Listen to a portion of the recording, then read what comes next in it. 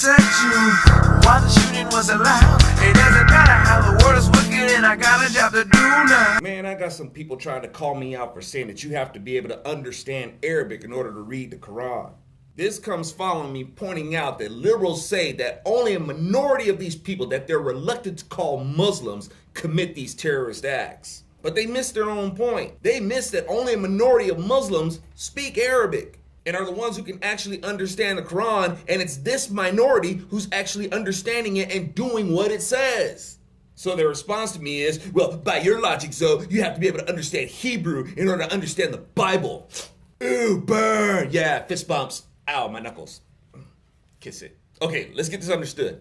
My logic plays no authority in this. I'm not going by my logic, and I certainly ain't gonna go off of your so-called logic. I'm going off of what the Bible says. For the Bible is always being tried and tested and proven truth. And according to the Bible, I don't need to understand Hebrew. The Lord issued the commission to preach the gospel to everybody. Not just everybody who could speak Hebrew, but everybody. The commission of Islam is to convert, conquer, or kill in the name of Allah. When you conquer a nation, usually what comes next is that the conquered usually have to learn the language of the conquerors. So Islam isn't going to be like, hey, we're going to learn how to speak your language to accommodate you. No, it's more like you will learn how to worship Allah in the language of his messenger. That's some news that sucks right there. However, the commission of the Christian is to deliver the good news. And to convey the good news, it has to be made understandable to you. Just like in Acts 2:1-12, when the disciples were gathered and could be heard ministering to people from various nations, and they heard them speaking in their own language. God executed the miracle that shows that he wants the gospel to be understood in all languages, not force the nations to speak one.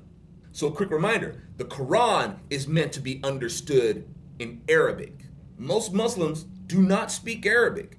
The few people that you PC liberals want to reluctantly call Muslims and who are committing these terrorist acts are the ones who read Al-Quran in its Arabic text.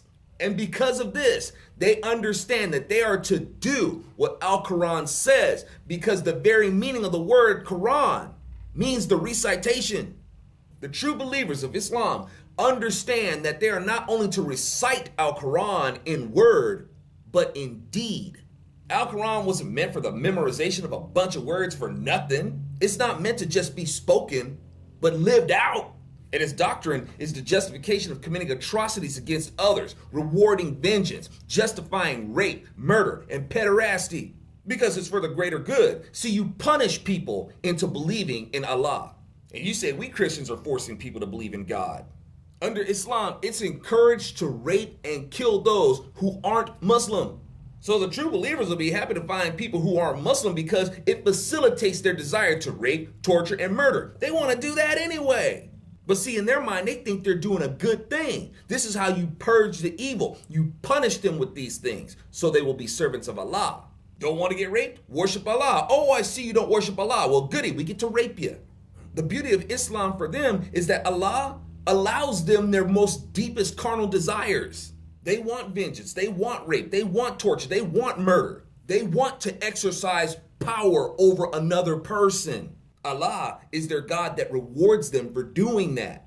They'd be like, dang, I guess we did our job a little bit too good. Everybody around here's a Muslim now. We can't kill them. But wait a minute. Allah says that we can oppress, murder, and rape them for not being Muslim enough.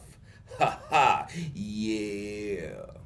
So the deceived moderate Muslim apologists will say that the Quran forbids the murder or harm of the innocent. Yeah, but here's a dirty little secret. Those who are not Muslim, according to whatever group sets the standard of what it is to be a Muslim, then that person is not innocent and is totally fair game for rape bait. That's why praise be to the God of Abraham, Isaac, and Jacob that there's only one who sets the standard. And that standard does not change. It doesn't become more brutal because some faction doesn't think it's brutal enough. And it's already made quite clear that none of us can live up to this standard anyway. So by grace, not by brutality, but by grace, we can go before Jesus, the Son of the one true God, instead of by the force of man under the spell of reciting the Quran to do what it says.